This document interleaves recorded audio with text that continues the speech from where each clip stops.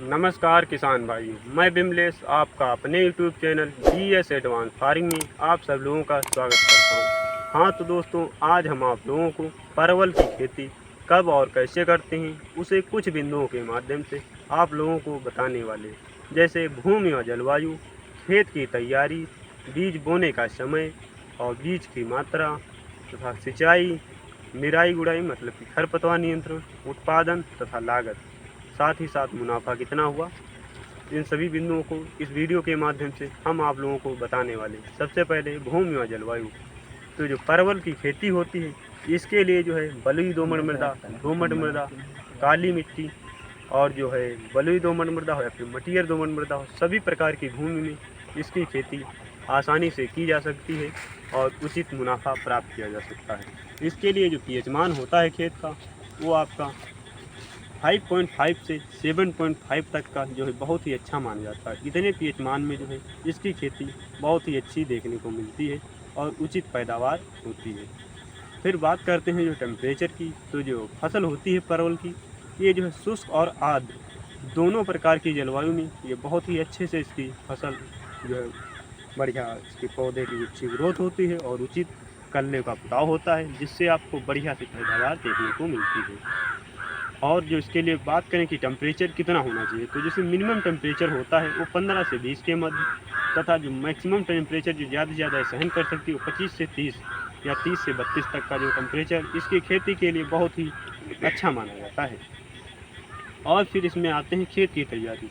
तो जो परवल की खेती होती है एक सब्जी वर्ग की फसल है, तो इसके लिए बढ़िया जो इसमें खेत की उचित रख रखाव और बढ़िया जो खेत अच्छी तरह से बना नहीं होगा तो उसमें खरपतवार ज़्यादा जमने के चांसेस रहते हैं, जिससे आपकी फसल जो है मतलब अच्छी पैदावार नहीं देती है। तो इसके लिए आप एक जुताई जो है बढ़िया गहरी जुताई कर लें, फिर उसके बाद 1 से 2 जुताई हैरो से बढ़िया से करने के बाद, ताकि जो उसमें खर वगैरह हों कट जाएँ और फिर ज़्यादा खर जमने ना पाएँ। फिर उसमें बढ़िया से पाटा लगाकर खेत को बढ़िया से समतल कर लें, क्योंकि जो खेत होता है उसमें पानी भराव ना होने पाए। जो है जल की उचित व्यवस्था होनी चाहिए। जो आपका खेत होना चाहिए थोड़ा ऊंचा होना चाहिए, या फिर नीचा भी है खेत ज़मीन लेवल में है तो उसमें जो है पानी निकलने की उचित व्यवस्था हो, ताकि जो खेत में पानी भराव ना होने पाए, जिससे फसल आपकी पानी में जो भर जाएगा उससे जाने का समस्या रहती है, फसल चली जाती है। तो फिर इसके बाद जब आप उसमें बढ़िया से खेत में पाटा लगाकर बढ़िया खेत को समतल कर लें, तो उसमें बढ़िया सड़ी हुई बढ़िया से गोबर की खाद ले लें, या फिर मुर्गी की खाद आती है उसे बढ़िया से 2 से 3 ट्रॉली लेकर 1 एकड़ खेत में, उसके साथ में आप ट्राइकोडर्मा ले सकते हैं। ट्राइकोडर्मा इसलिए हम बताते हैं आपको कि इसको जो होता है बैक्टीरिया नाशक होता है, इसको जो आप लगा सकते हैं। जैसे आप परवल की जड़ होती है जो लगाई जाती है, आप उसे लगा रहे हैं और जो उसके लगाने के बाद देखते हैं कि पौधे कुछ पौधे चलते हैं और कुछ जो है सड़ जाते हैं, तो इसमें बैक्टीरिया लग जाता है, इसलिए जो पौधे फंगस वो धीरे धीरे पौधे को नष्ट कर देती है। तो इसके लिए ट्राइकोडर्मा बहुत ही रामबाण होता है। तो उसे मिला के बढ़िया से बिखेर के फिर जोत के खेत को पाटा लगाकर खेत को समतल करके छोड़ दें। फिर इसके बाद आते हैं बुआई का समय। तो जो परवल होता है इसके लिए जो है आपका खरीफ का टाइम होता है, मतलब कि जायद का जो खरीफ का टाइम होता है वो जून से जुलाई है, और जायद में से जनवरी से फरवरी के मध्य आप बो सकते हैं। और जो बात करें रबी की, तो नवंबर से दिसंबर के मध्य इसकी फसल की रोपाई करने से बहुत ही अच्छी पैदावार फसल देखने को मिलती है।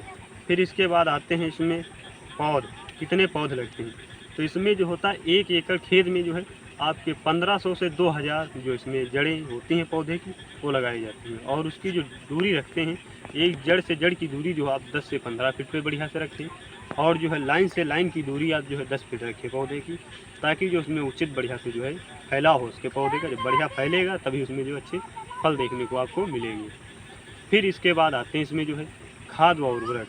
तो आप इसमें 50 किलोग्राम DAP ले लें, और जो है SSP 50 kilogram single super phosphate ले लें, और MOP म्यूरेट ऑफ पोटाश की जो है 30 से 35 किलोग्राम मात्रा को लेकर बढ़िया से खेत में 2 टाइम दें।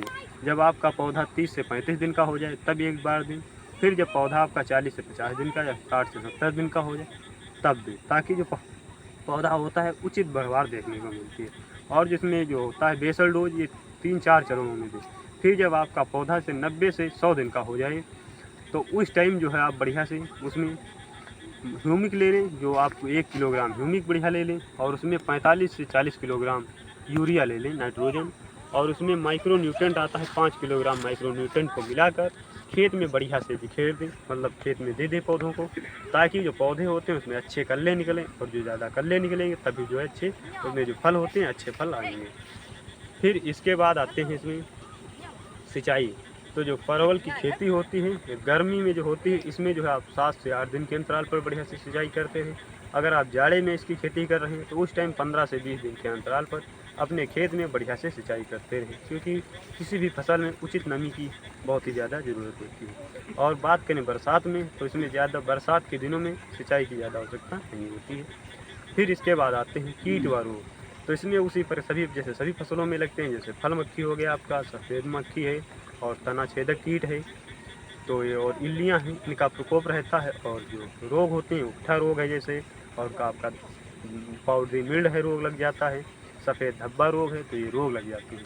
तो इसके लिए आप जो होता है आप बढ़िया से जो इल्लियाँ होती हैं इसके लिए आप बढ़िया से कोराजिन की जो 6 ml मात्रा प्रति बीघे के हिसाब से, मतलब कि 60 ml मात्रा 5 जो है 30 ml मात्रा और 60 ml मात्रा प्रति हेक्टेयर और 30 ml मात्रा एकड़ के हिसाब से बढ़िया से स्प्रे करें।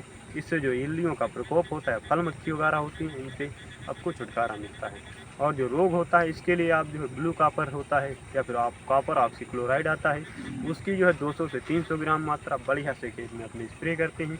इससे जो आपका उकठा रोग होता है, पाउडरी मिल्ड होता है, ये समस्याएँ नहीं होती।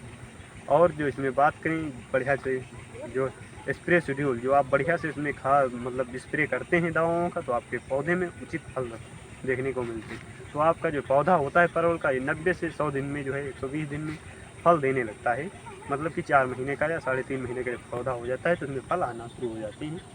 तो इसमें जो होता है आप बढ़िया से आती है आपकी फेंटॉफ प्लस जो कोरामंडल की एक टॉनिक आती है, उसके साथ में आप जो है बायर का जो आता है आपका बढ़िया से जो है इंडोफिलम 45 ले लें, या फिर आपको आता है इंट्रोकॉल, उसको ले लें। और उसमें एक चिम बढ़िया से स्टिकर लगाकर अपने खेत में जो है इंट्रोकॉल की 300 से 400 ग्राम मात्रा, फेंटॉफ प्लस की 200 से 250 ml मात्रा, 100 ml स्टिकर को लेकर अपने खेत में 15 दिन के अंतराल पर 1 से 2 छिड़काव करें। इससे जो आपके पौधे में अच्छे फूल आएंगे और उचित जो है इसमें पैदावार देखने को मिलती है। फिर इसके बाद दूसरा जो स्प्रे होता है उसमें आप M45 ले लें, उसके साथ में आप चमत्कार टॉनिक ले लें और स्टिकर मिला के उसे भी 1 से 2 छिड़काव करें। इससे भी आपके खेत में उचित पैदावार देखने को मिलती है। फिर बात करते हैं इसमें उपज कितनी होती है। तो जो परवल होता है इसमें 1 एकड़ खेत से आपके 80 से 100 कुंटल परवल आपको प्राप्त होता है, जिसका जो है आप लागत की बात करें तो इसमें 1 एकड़ खेत में आपके 30 से 40 हज़ार रुपये 1 एकड़ खेत में आपके लगती हैं। फिर बात करते हैं इसमें मुनाफा कितना होता है। तो जो परवल का रेट होता है 20 से 30 या 40 तक का, मतलब इसका कभी कभी मार्केट वैल्यू ज़्यादा बढ़ जाता है, कभी कभी कम हो जाता है। तो आप 20 का मान के चलिए कि 20 रुपये किलो के साथ बिकता है। तो इस हिसाब से आपके खेत में जो है हो रहे हैं, मतलब 100 कुंटल आपके खेत में जो परवल हो रहे हैं, तो इस हिसाब से आपके 2 लाख रुपए का परवल आप खेत में प्राप्त कर रहे हैं। कहीं कहीं तो काफ़ी ज़्यादा उपज देखने को मिलती है, लेकिन इतनी भी आपको मिल रही तो आप जो है अपने खेत से 1 एकड़ खेत से जो है बढ़िया से 1.5 से जो है 2 लाख रुपए तक का मुनाफा प्राप्त कर सकते हैं। धन्यवाद किसान भाइयों, हमारे द्वारा दी गई जानकारी अगर आप लोगों को पसंद आई हो तो वीडियो को लाइक करें तथा चैनल को सब्सक्राइब करें और ज़्यादा से ज़्यादा लोगों को इन वीडियो को शेयर करें, ताकि अन्य किसान भाई भी इन वीडियो के माध्यम से अपनी फसलों की उचित देखभाल कर सकें तथा उचित मुनाफा प्राप्त कर सकें।